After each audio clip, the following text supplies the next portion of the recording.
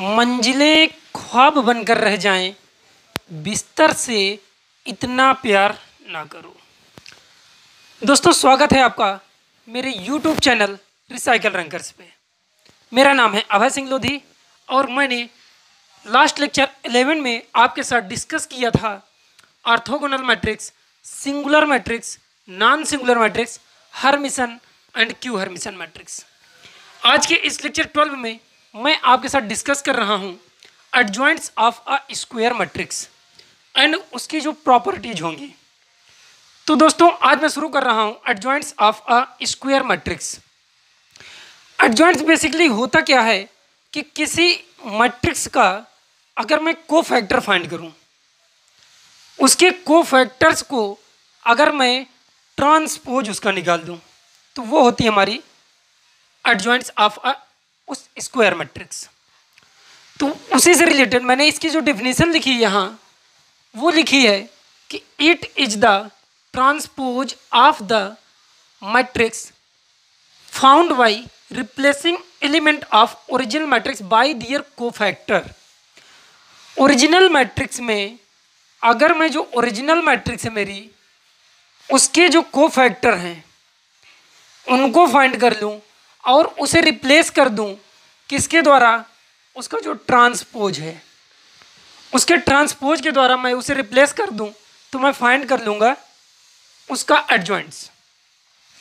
अगर यहाँ पर हम लें एक मैट्रिक्स ए, अगर मैं कहूँ कि ए मुझे एक मैट्रिक्स दी हुई है, तो उसका रिप्रेजेंटेशन मैं एडजॉइंट्स जो निकालूंगा उसका रिप्रेजेंटेशन आएगा एडजॉइंट्स ऑफ ए। कुछ इस तरह से हम उसे डिनोट करेंगे।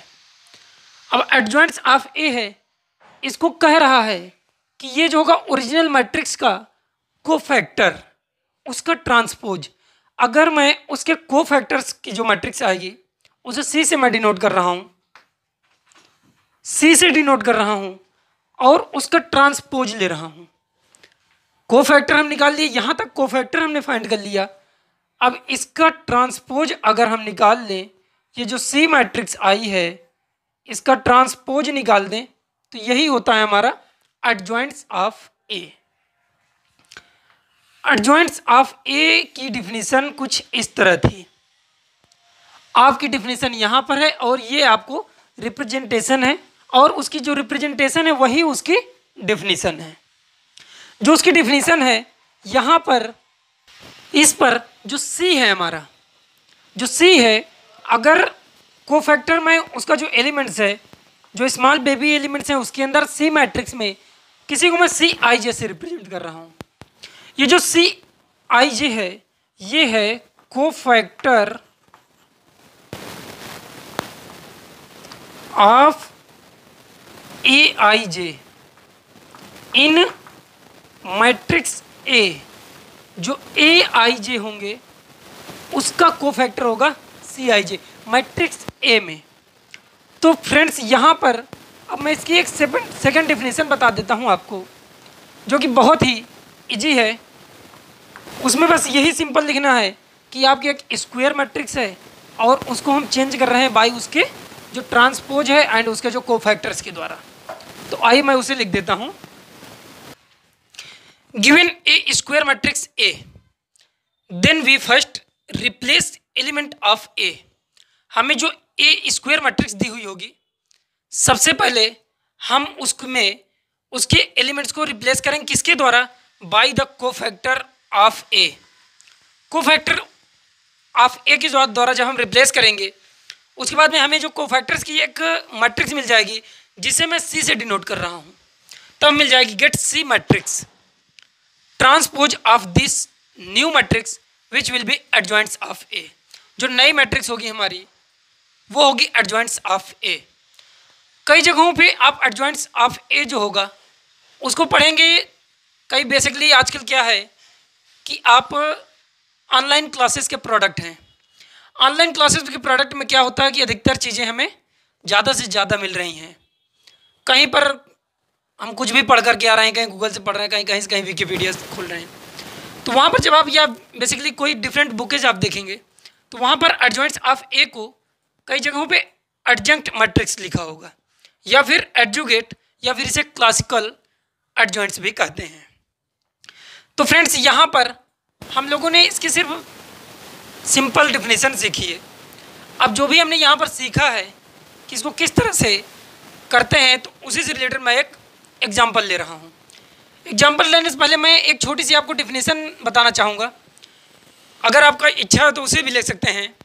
The adjoints of matrix A is the transpose of the cofactor matrix C, और उसकी डिफिनेशन ये यहाँ लिखी हुई है। आइए मैं लेता हूँ इससे रिलेटेड एक एग्जाम्पल।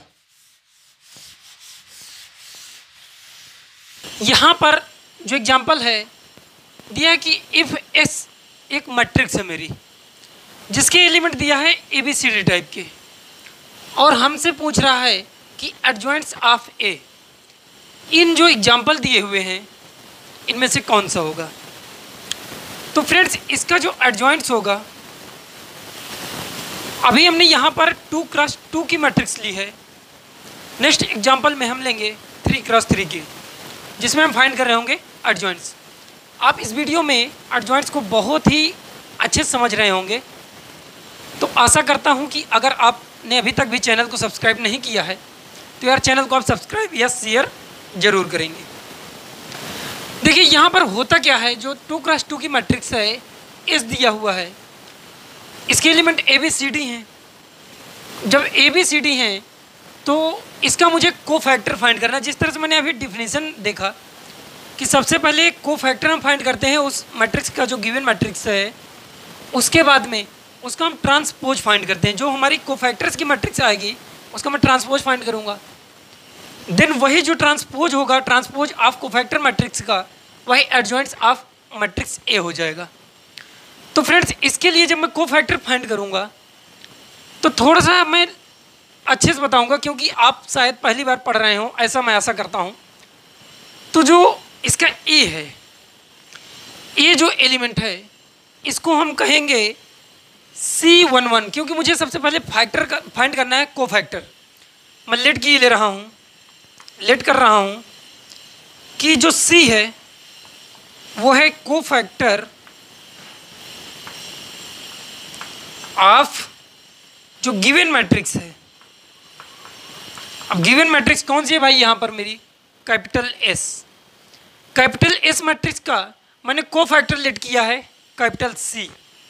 अब इस C के लिए जब मैं इस एलिमेंट को लूँगा तो इसे मैं स्मॉल बेबी एलिमेंट के द्वारा रिप्रेजेंट करूँगा, और ये होगा C11।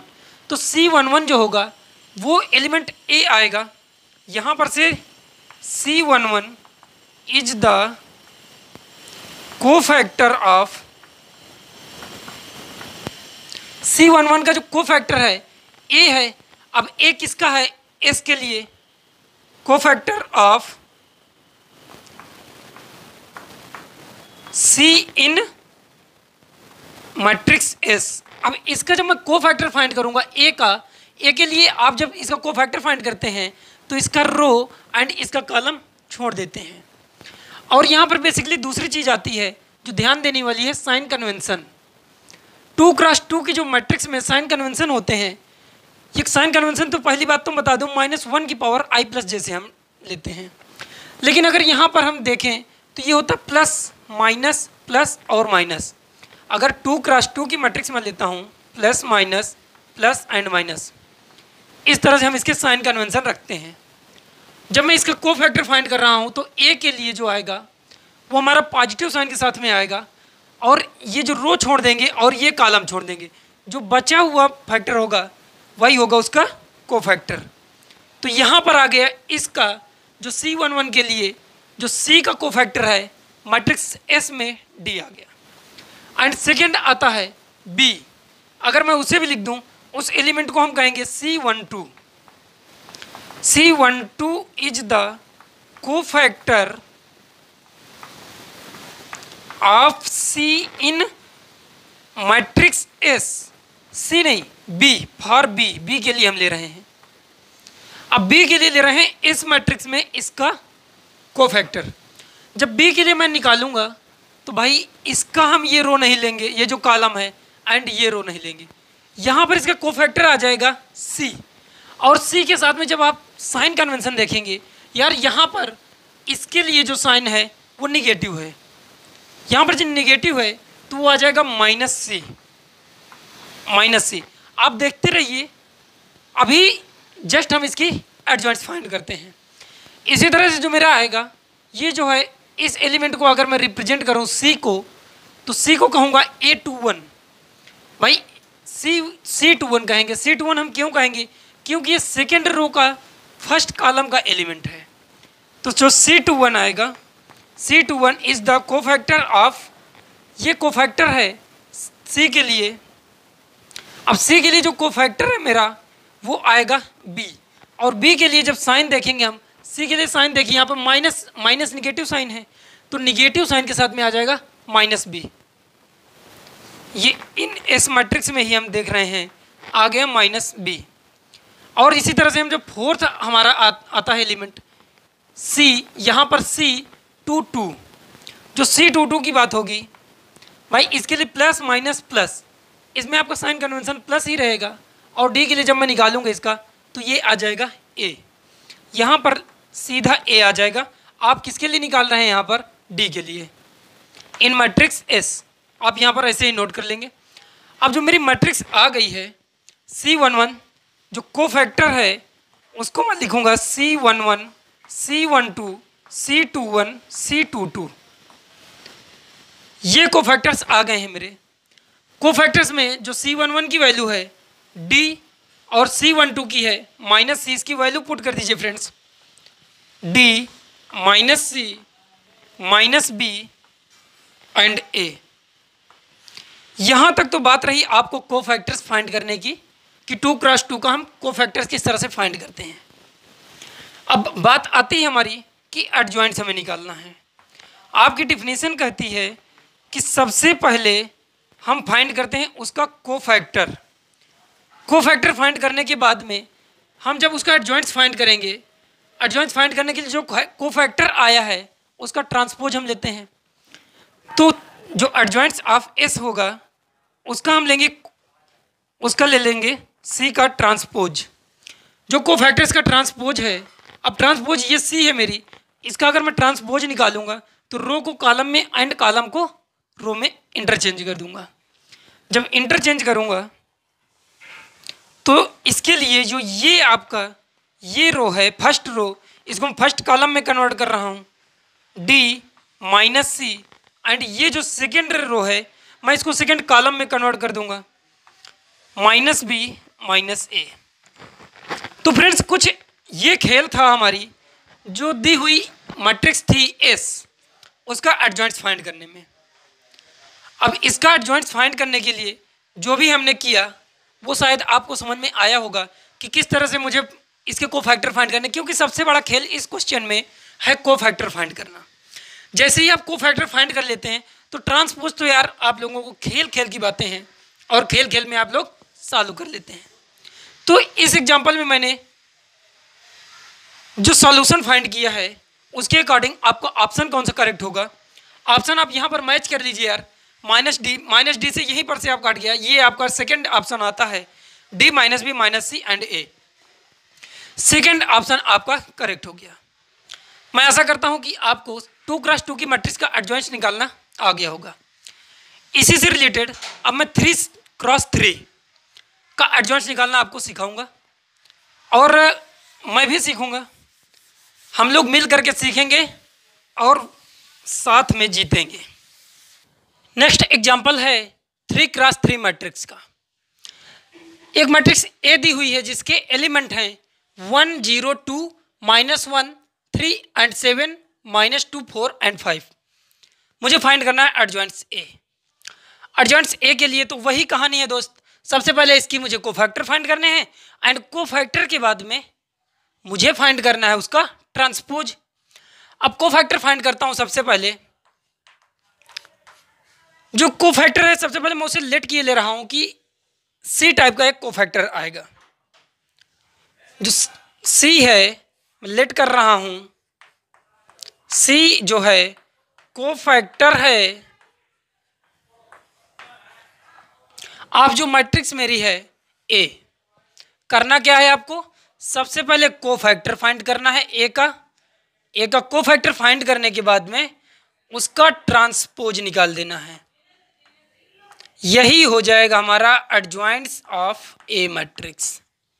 सिर्फ इतनी सी कहानी है दोस्त, और इसी कहानी को हम यहाँ पर रिप्रेजेंट करेंगे। सी का कोफैक्टर फाइंड करने जो ए है मेरा, उसका कोफैक्टर फाइंड करूँगा। अब कोफैक्टर के लिए जब 1 का कोफैक्टर मैं फाइंड करूँगा, अभी तो 2x2 की हम फाइंड कर रहे थे, अब यहाँ है 3x3 का। इसके लिए वही पूरा प्रोसेस होगा कि इसका जो रो है एंड इसका कॉलम उसे छोड़ देना है। जो भी आएगा वो उसका होगा कोफैक्टर।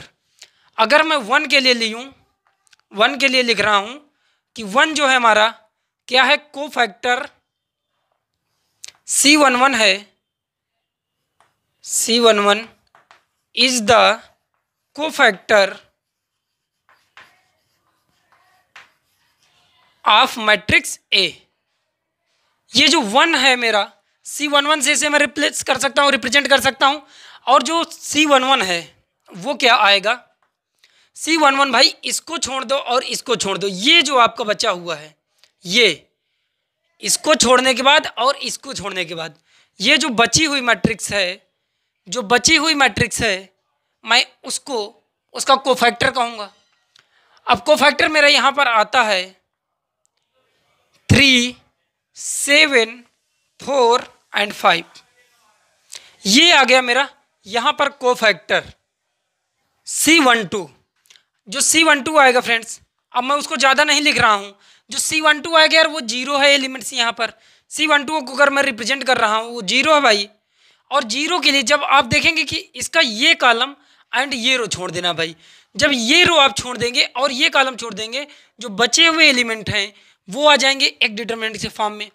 तो ये आ जाएगा -1, -2, 7 एंड 5। ये इसी तरह सिमिलरली आप निकाल लीजिए C13। जो C13 है, C13 आ जाएगा फ्रेंड्स यहाँ पर, ये एलिमेंट है C13। C13 कैसे है, इसका जो फर्स्ट रो है और थर्ड कॉलम ले लीजिए। फर्स्ट रो का थर्ड कॉलम ये भाई, ये एलिमेंट प्रेजेंट कर रहा है C13 को, और ये है 2 के लिए जब हम निकालेंगे इस कॉलम को और इस रो को छोड़ देंगे, ये जो बची हुई एक कॉर्नर पे मैट्रिक्स है ये मेरी होगी कोफैक्टर्स ऑफ C13। उसे मैं रिप्रेजेंट करूँगा -1, 3, -2 एंड 4। इसी तरह से आप निकालेंगे C12, C21 निकाल दीजिए। C21 है भाई ये -1। अब मैं -1 नहीं लिख रहा हूँ, चलिए लिख देता हूँ भाई, आपको कन्फ्यूजन ना हो। फर्स्ट क्वेश्चन है C21, -1 के लिए अब ये रो एंड ये कॉलम छोड़ देंगे 0, 2, 4 एंड 5। 0, 2, 4 एंड 5। C22 निकाल दीजिए। C22 आपका कौन सा एलिमेंट्स है, 3 के लिए भाई इस रो को एंड इस कॉलम को छोड़ देंगे 1, 2, -2 एंड 5। जो रिमेनिंग आपके एलिमेंट्स बचेंगे वो हो जाएगी C22 मेरा है 3। C22 में 1, 2, -2 एंड 5, 1, 2, -2, 5 एंड C23 फाइंड कर लीजिए। C23 है भाई 7, सेकेंड रो थर्ड कॉलम। अब जब ये है 7 के लिए आप इसको इस रो को छोड़ देंगे और इस कॉलम को छोड़ देंगे 1, 0, -2, 4, 1, 0, -2, 4, -2, 4 आ जाएगा। और इसी तरह से जो मेरा नेक्स्ट आ जाएगा C31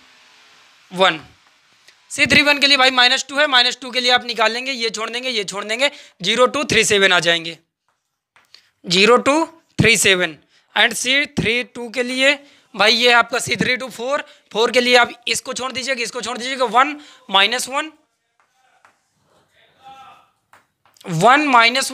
एंड 2 एंड 7। इसी तरह से C33 निकाल दीजिए।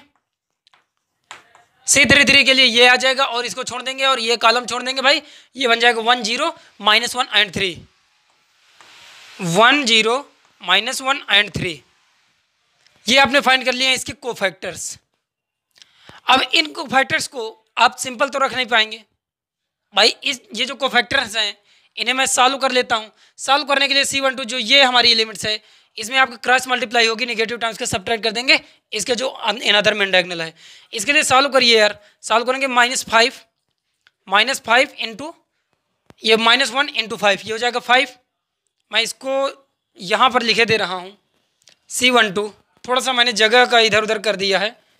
C12 equal to 1 into -1 into 5 -7 into -2। इसको जब आप सॉल्व करेंगे, जब इसको सॉल्व करेंगे तो यह आ जाएगा -5 एंड -28, 7 इंटू 2 14, -14 एंड -5, ये हो जाएगा -19 नहीं 7 इंटू 14 प्लस और ये आ जाएगा 9, ये हो जाएगा 9 क्योंकि ये पॉजिटिव हो जाएंगे। एंड सेकेंड आता है C13। अब C13 के लिए मैं सॉल्व करूंगा, ये हो जाएगा -1 इंटू 4, C13 -1 इंटू 4 -3 इंटू -2। इसको जब सॉल्व करेंगे तो -4 एंड ये प्लस का 6 के साथ में सब्ट्रैक्ट कर दीजिए तो हो जाएगा 2।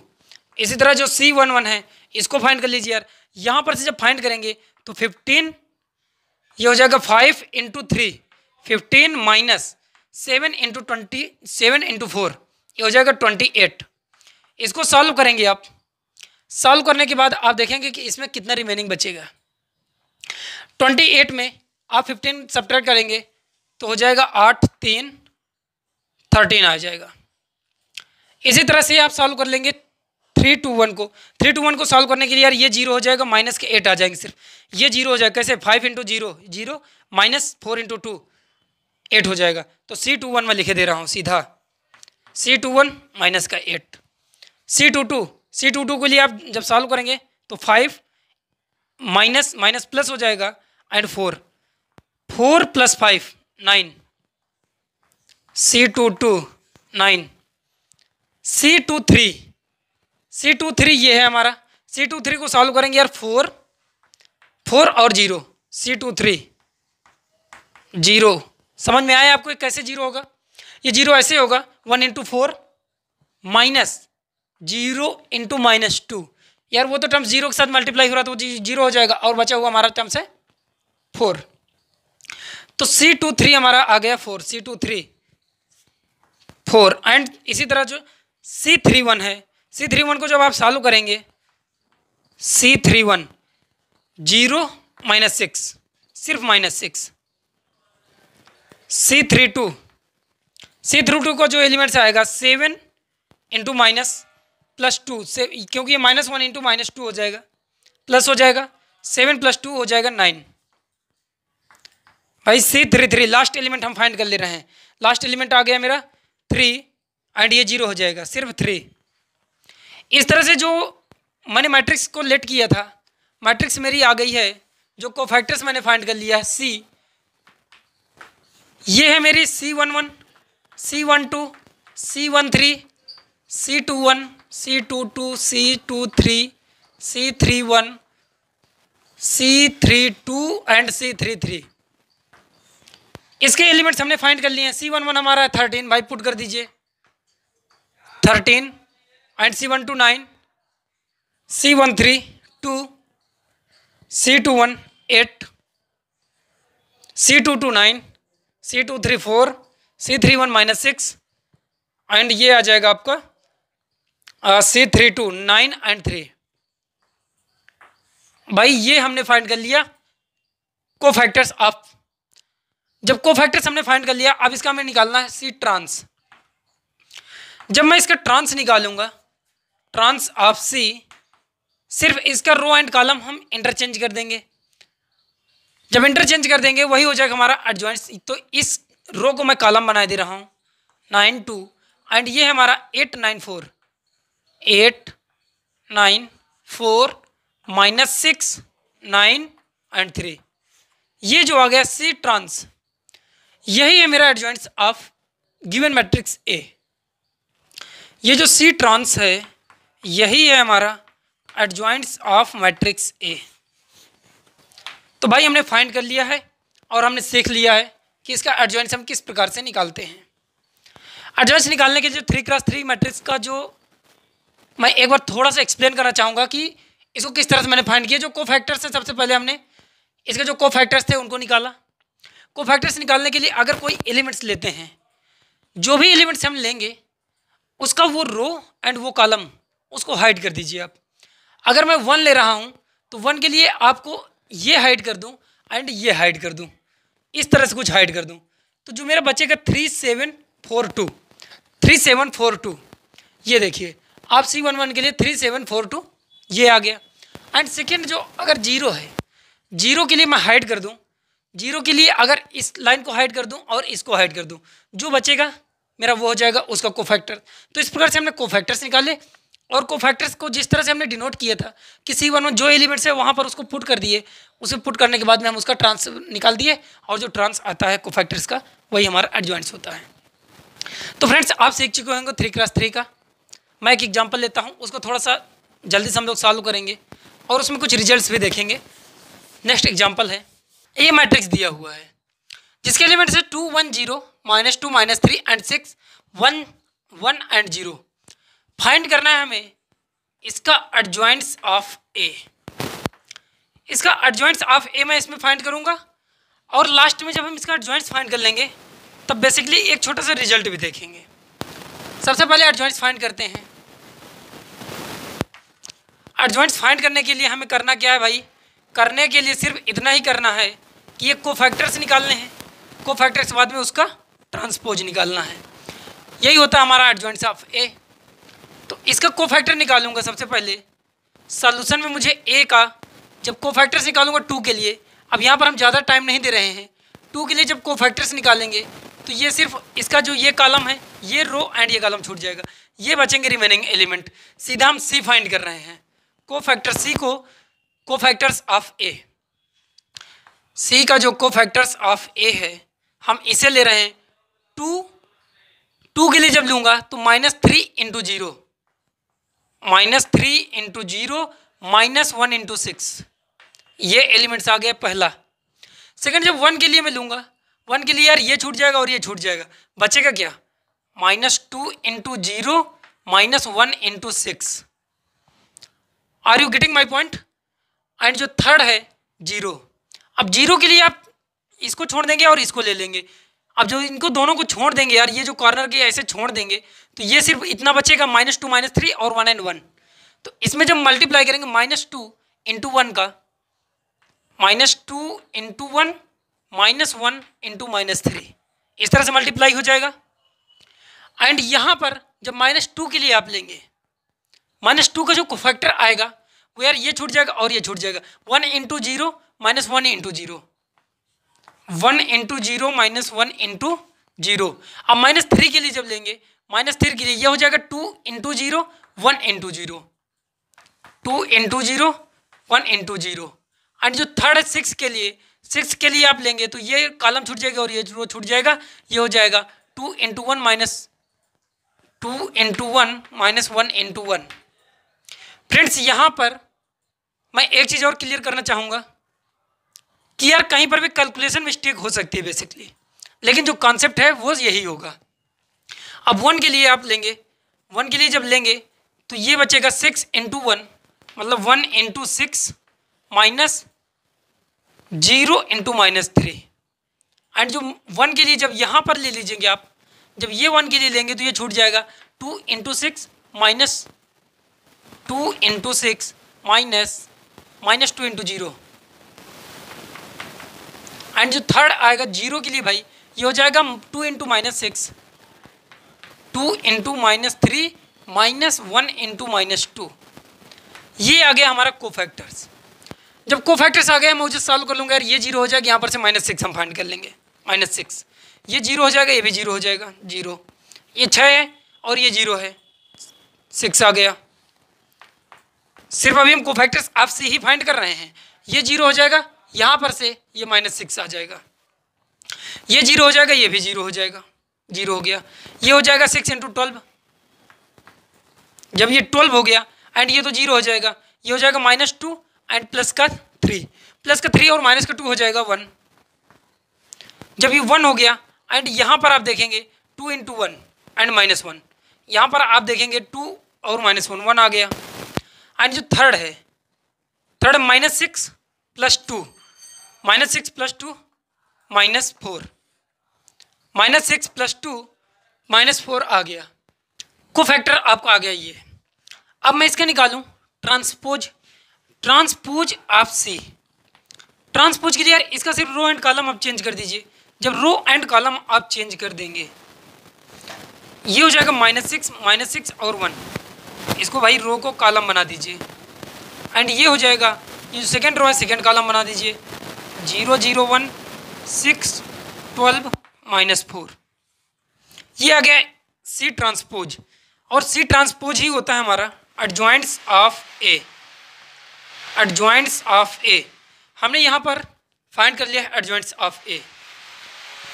अब हम लोग नेक्स्ट करते क्या हैं इसमें, जब एडजॉइंट्स ऑफ ए आ गया है, अगर थोड़ा सा यहाँ पर चेंज करें कि जो एडजॉइंट्स ऑफ ए आया है, जो एडजॉइंट्स ऑफ ए आया है उसमें हम ए से मल्टीप्लाई कर दें। जो एडजॉइंट्स ऑफ ए आया है उसमें मैं ए से मल्टीप्लाई कर दूं।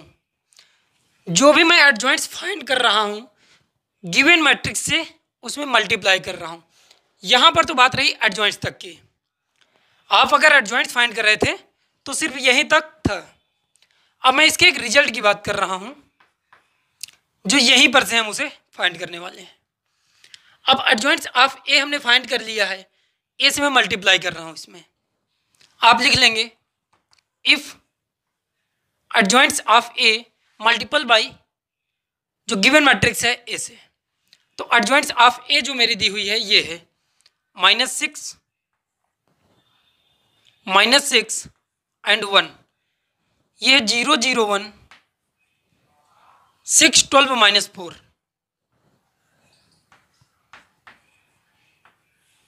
और इसमें हम मैट्रिक्स कौन सी मैट्रिक्स से मल्टीप्लाई कर रहे हैं भाई, ए से। ए है मेरी 2 1 0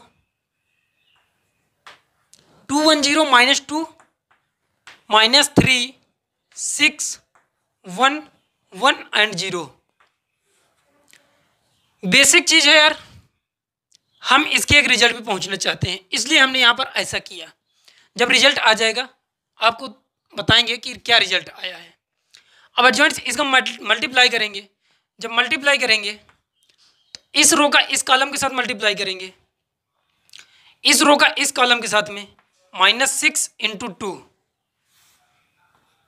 -6 × 2 प्लस -6 × -2, प्लस के साथ में जब ये हो जाएगा निगेटिव हो जाएगा, और 1 × 1। यहां तक आपको समझ में आ गया होगा। अब जब ये यहां तक आ गया है तो नेक्स्ट भी आप मल्टीप्लाई कर लेंगे सभी जो इसके। फिर यहाँ पर हमने एडजॉइंट्स ऑफ ए लिया है, एडजॉइंट्स ऑफ ए में हम मल्टीप्लाई कर रहे हैं ए का, लेकिन हमने गलती कर दिया, को फैक्टर्स में हमने मल्टीप्लाई कर दिया। इसको रफ करते हैं हम यहाँ पर से। अब रफ करने के बाद में जो मेरा एडजॉइंट्स ऑफ ए है, एडजॉइंट्स ऑफ ए मैं यहीं पर सीधा मल्टीप्लाई किए दे रहा हूँ इनटू ए। ये जो एडजॉइंट्स ऑफ ए आया है इसे मल्टीप्लाई कर रहा हूँ ए से, और ए के जो एलिमेंट्स हैं वो है 2 1 0 -2 -3 6 1 1 एंड 0। ये अब इसमें मल्टीप्लाई करेंगे। जब आप मल्टीप्लाई करेंगे तो इसके जो रो है इसके कॉलम के साथ मल्टीप्लाई हो जाएंगे ईच एंड एवरी उसमें, तो यार वो आएगा। आप सॉल्व कर लीजिए, इसका एलिमेंट्स का मल्टीप्लाई करेंगे -6 × 2, ये इसके साथ मल्टीप्लाई होगा 0 हो जाएगा, और ये आ जाएगा +6, इसका 6 का 1 के साथ में सेकेंड आ जाएगा, इसका इसके साथ मल्टीप्लाई करेंगे -6 + 0 + 6, -6 प्लस 0 प्लस 6 एंड थर्ड आ जाएगा आपका, इसके साथ मल्टीप्लाई करेंगे, 0 कर देगा, ये 0 कर देगा, ये 0 कर देगा, भाई 0 आ गया।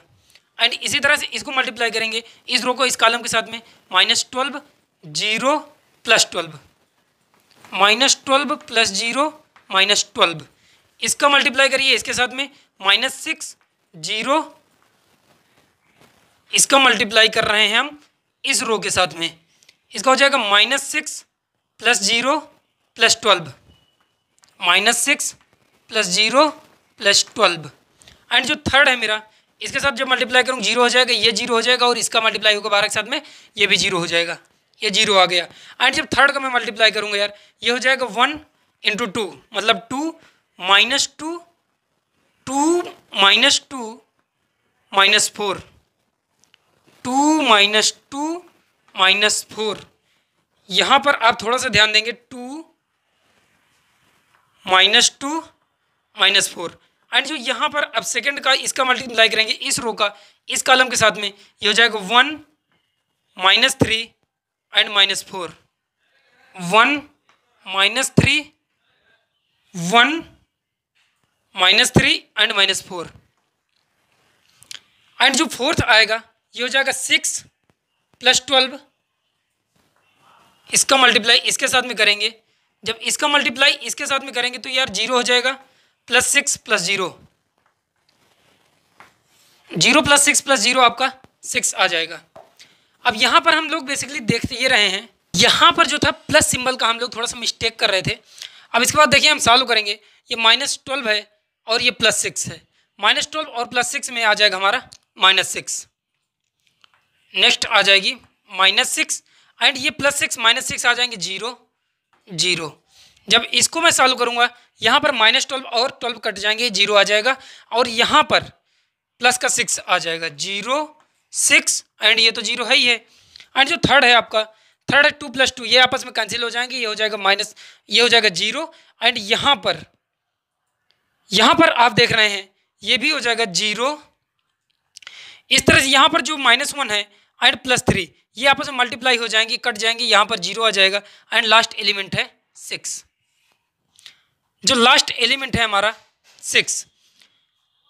अब बेसिकली मुझे यहाँ करना क्या है, इसको करने के लिए आप सिर्फ इसके रिजल्ट पे फोकस करेंगे कि जो 6 है अगर मैं इस मैट्रिक्स से कॉमन ले लूँ, ये जो मेरे गिवन मैट्रिक्स है, जो गिवन मैट्रिक्स है इससे मैं 6 कॉमन ले लूँ, जब 6 कॉमन ले लूँगा तो ये हमारी कुछ आइडेंटिटी मैट्रिक्स टाइप की बचेगी, 0 1 0 0 0 1।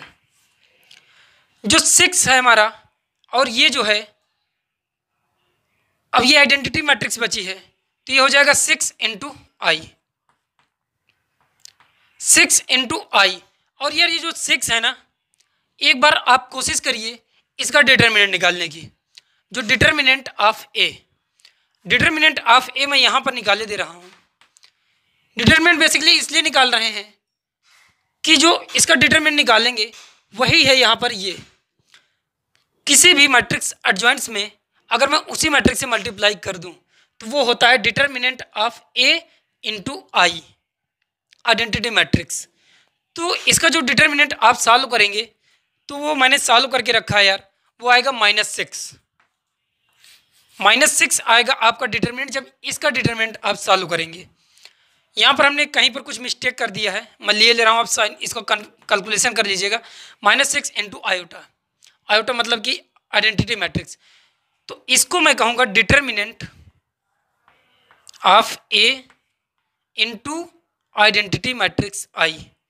ये किसके इक्वल है, ये इक्वल है एडजॉइंट्स ऑफ ए × मैट्रिक्स A। इस रिजल्ट पे हम पहुंचना चाहते थे कि किसी एडजॉइंट्स में अगर उसी मैट्रिक्स से मल्टीप्लाई कर दें तो जो मल्टीप्लाई करने के बाद में आपका, या फिर मल्टीप्लाई करने के बाद में जो रिजल्ट आएगा वो होगा determinant of A × identity matrix. या फिर अगर ऐसे करके कुछ क्वेश्चन कर दे तो हम सीधा उसका डिटर्मिनेंट निकाल देंगे और उसको मल्टीप्लाई कर देंगे एक आइडेंटिटी मैट्रिक्स के साथ में। तो इसका यही एक रिजल्ट था। अब मैं इसी से रिलेटेड जो ये क्वेश्चन कह रहा है, मैं इसका एक एग्जांपल देना चाहता हूं आपके साथ। आइए उस एग्जांपल को हम देखेंगे। फ्रेंड्स जो एग्जांपल है मेरा वो गिवन है एक स्क्वायर मैट्रिक्स ए जिसके एलिमेंट्स हैं 13 0 0 0 13 0 एंड 0 0 13। फाइंड करना है मुझे डिटरमिनेंट्स ऑफ ए। अभी हमने सीखा थोड़ी देर पहले कि जो determinant of A into iota होता है वो भाई इक्वल होता है ए इंटू एडजॉइंट्स ऑफ ए के। आप लोग ये सीख चुके हैं यार, किसी ए हमें दिया है यहाँ पर, ए इंटू एडजॉइंट्स ऑफ ए गिवन है, तो ये हमारा इक्वल होता है determinant of A into iota के। ये रिजल्ट अभी हमने देखा थोड़ी देर पहले। अगर उस क्वेश्चन में कुछ एरर होगी तो मैं उस क्वेश्चन को अपने टेलीग्राम ग्रुप में डाल दूंगा और उसकी लिंक डिस्क्रिप्शन बॉक्स में डाल दूंगा, तो आप वहाँ पर से उस क्वेश्चन को पूरी तरह समझ सकते हैं। बेसिकली यहाँ पर बात रही रिजल्ट की, तो यार इसको सॉल्व करेंगे। अगर इसको मैं सॉल्यूशन की तरफ देखूंगा कि इसका जो 13 है भाई आप कॉमन ले लीजिए। जब कॉमन ले लेंगे तो ये बचेगी एक आइडेंटिटी मैट्रिक्स 0 1 0 0 0 एंड 1। जब इसका आइडेंटिटी मैट्रिक्स में बचेगी तो इसको मैं लिख सकता हूँ 13 इंटू आई, 13 इंटू आई। तो यहाँ पर से 13 इंटू आई में जब देखेंगे तो डिटरमिनेंट ऑफ ए आयोटा, तो भाई आयोटा हो जाएगा। मुझे तो फाइंड करना है डिटरमिनेंट ऑफ ए। जब डिटरमिनेंट ऑफ ए की बात आएगी तो ये जो दिया हुआ है 13 यही हो जाएगा यहाँ पर से directly determinant of A equal to 13। आप इसे डायरेक्ट यूज कर सकते हैं। तो ये एक छोटा सा एग्जांपल रहा, उससे रिलेटेड नहीं तो आपको एडजॉइंट्स ऑफ ए ये तो दिया था, इसके बाद में इसको आपको सॉल्व करना पड़ता, तब आप इसका आंसर फाइंड कर पाते। अब इसकी थोड़ी सी प्रॉपर्टीज़ हैं। प्रॉपर्टी में सबसे पहला आता है कि एडजॉइंट्स ऑफ जीरो। मैं प्रॉपर्टीज यहाँ पर लिखे दे रहा हूँ। प्रॉपर्टीज, अगर मैं एडजॉइंट्स निकालूँ एडजॉइंट्स जीरो का तो वो जीरो आता है। अगर मैं निकालूँ एडजॉइंट्स आयोटा का आइडेंटिटी मैट्रिक्स का, तो वो आएगा हमारा हमेशा एक आइडेंटिटी मैट्रिक्स ही आएगी। या फिर मैं एडजॉइंट्स निकालूँ, एडजॉइंट्स कह दिया जाए, आप निकालिए किसका, सी ए। जो सी ए का एडजॉइंट्स निकालेंगे, यहाँ पर जो सी है आपका एक कांस्टेंट टर्म्स है, तो ये हो जाता है सी n minus 1 and एडजॉइंट्स of A.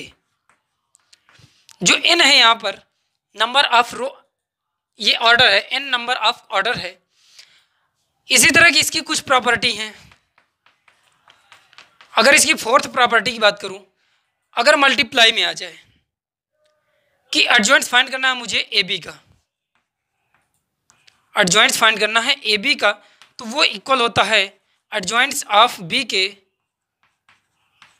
Into एडजॉइंट्स of ए। पहले आप एडजॉइंट्स बी का एडजॉइंट्स निकालेंगे, उसके बाद में एडजॉइंट्स ए का। तो इस तरह से इसकी एक प्रॉपर्टीज रही। इन प्रॉपर्टीज को आप नोट कर लेंगे और आपने ट्रांसपोज वो आपने यहाँ पर आप एडजॉइंट्स ऑफ ए स्क्वायर मैट्रिक्स निकालना सीख चुके हैं। आई होप कि आज की क्लास में हमने जो सीखा उससे हम कुछ क्वेश्चंस कर पाएंगे। अगर क्वेश्चंस कर पाएंगे तो यार आप हमारा Telegram group recycle rankers IIT JEE के नाम से है और उसकी लिंक डिस्क्रिप्शन बॉक्स में है, वहाँ पर जाइए और उससे रिलेटेड बहुत से ढेर सारे क्वेश्चंस मैं यहाँ पर कर रहा हूँ। उन क्वेश्चंस को वहाँ पर सॉल्व करेंगे। उसके बाद हम डिस्कस करेंगे inverse of a square matrix, किसी मैट्रिक्स का स्क्वायर किस तरह से, इन्वर्स किस तरह से निकालते हैं। तो फ्रेंड्स अगर आपको वीडियो पसंद आया तो यार इसे अपने दोस्तों के साथ में शेयर कर देना, जिससे कि वो भी एडजॉइंट्स ऑफ ए किस तरह से निकालते हैं वो सीख सकें। और अगर आपने अभी तक हमारे YouTube चैनल को सब्सक्राइब नहीं किया है तो सब्सक्राइब जरूर करना यार, क्योंकि हम रेगुलर एक वीडियो जिस पे अपलोड करते हैं, जिससे कि आपकी तैयारी या हमारी तैयारी दोनों लोगों की बेसिकली हो सके। तो रिसाइकल रैंकर्स को आपका देखने के लिए धन्यवाद। Wish you all the very best.